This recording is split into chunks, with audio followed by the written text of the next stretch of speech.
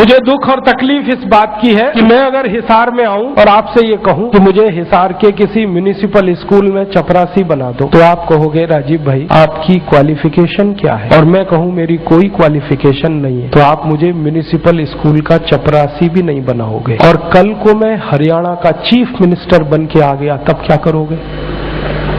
उसी zero qualification पर मैं हरियाणा का अगर चीफ मिनिस्टर बनकर आया तो आप मेरे गले को मालाओं से लाद दोगे और जिंदाबाद इतनी करोगे तो सारा शहर बहरा हो जाए। ये विडंबना है हमारे देश की। जिस व्यक्ति को मिनिमम क्वालिफिकेशन के आधार पर किसी स्कूल का चपरासी नहीं बनाया जा सकता, वो व्यक्ति मुख्यमंत्री हो सकता है, राज्यपाल हो सकता है, प्रधानमंत्री हो सकता है, राष्ट्रपति हो सकता है। विडंबना इस देश की पता है क्या है? जिस व्यक्ति ने जिंदगी में कभी खेत में हल नहीं जोता वो कृषि मंत्री। सालों साल इस देश में शिक्षा मंत्री ऐसे लोग रहे जो कभी स्कूल नहीं गए पढ़ने के लिए। मैं बस नाम नहीं ले रहा हूं, बाकी आपको सब पता है। इस देश में एक व्यक्ति ने जिंदगी में कभी चाय की दुकान नहीं चलाई, वो देश का वर्षों वर्षों वाणिज्य मंत्री रहा जिसने दुकान नहीं चलाई कभी।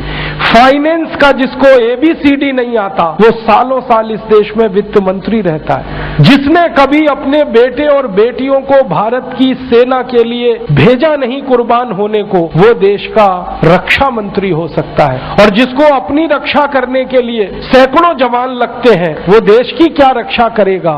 सोचो आप। जिस व्यक्ति को जिंदगी में कभी विज्ञान और तकनीकी का अंतर पता नहीं है वो साइंस और टेक्नोलॉजी का मंत्री हो सकता है, और जिसको इनमें से कुछ भी पता नहीं है वो प्रधानमंत्री हो सकता है। इससे ये विडंबना है हमारे देश की।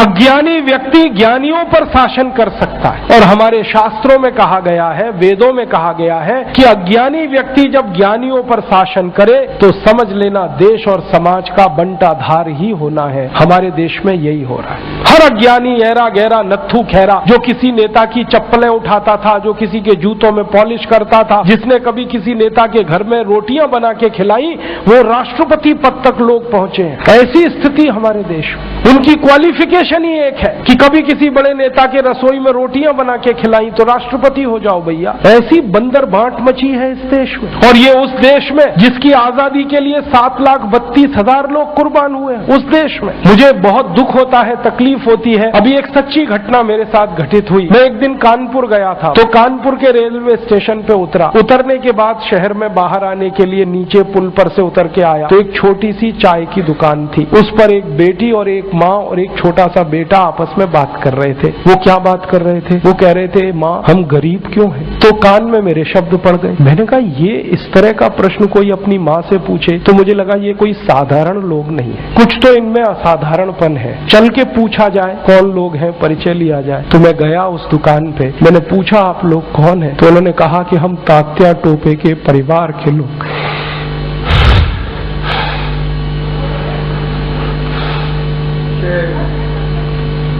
हमारे देश में तात्या टोपे के परिवार के लोगों को चाय बेचनी पड़ी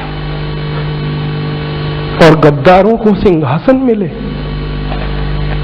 ऐसा ये देश हो गया। जिन लोगों ने तात्या टोपे को मरवाया था वो इस देश में मुख्यमंत्री रह चुके हैं, आपको मालूम है। और एक एक राज्य के नहीं, 2-2 राज्य के मुख्यमंत्री रह चुके हैं। तात्या टोपे का गुप्त पता जिन गद्दारों ने अंग्रेजों को बताया था, उस खानदान के कई लोग इस देश में मंत्री रह चुके हैं। झांसी की रानी लक्ष्मीबाई को जिन्होंने मरवाया था वो इस देश में मंत्री रह चुके हैं। और तात्या टोपे जिन्होंने जवानी लगा दी देश के लिए, उनके परिवार के लोग चाय बेच रहे हैं। ये देश है और ये अब बर्दाश्त नहीं होता, और ये बर्दाश्त होना भी नहीं चाहिए किसी को।